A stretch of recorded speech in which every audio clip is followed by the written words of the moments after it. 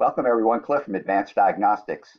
I have some information that I'd like to share with you because this is going to save you a lot of grief going forward if you run into this situation. And the beauty of it is that the vehicle behavior will tip you off to exactly what's going on. And what I'm referring to is a friend of mine had received a call from a customer that wanted to have a remote start system installed on their G chip keyed ignition Subaru.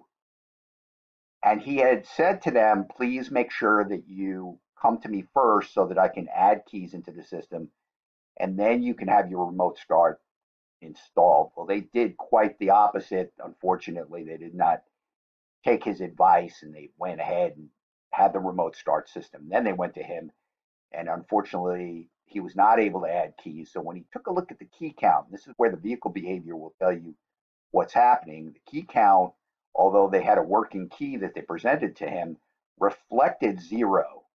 So he knew right away that they had tapped into the communication line, because in his demographic area, there's about 3 different companies that install these remote start type of systems where they actually splice into the communication line in order to set up a basically a bypass of the security system for their remote start system to operate properly. But it's going to wreak havoc on you when you're trying to program in additional keys, because it's now altered the factory setup. And the only way to solve that is to remove all their wiring and set it back up to factory specs. That's the only way you're going to be able to add keys back in. So if you ever run into this situation where you have a working key on a G chip key system, or more than one, because they can hold up to 4 keys, by the way. They do max out at 4.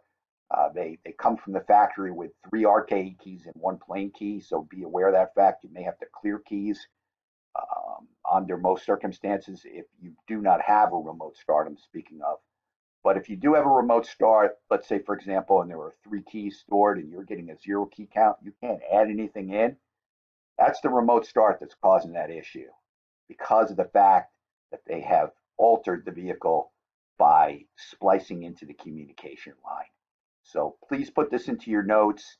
Vehicle behavior will tell you everything you need to know in this situation, and you'll know exactly how to proceed from there. That's my message today. It also concludes our time together, and I look forward to seeing you in the next video. Thanks for watching.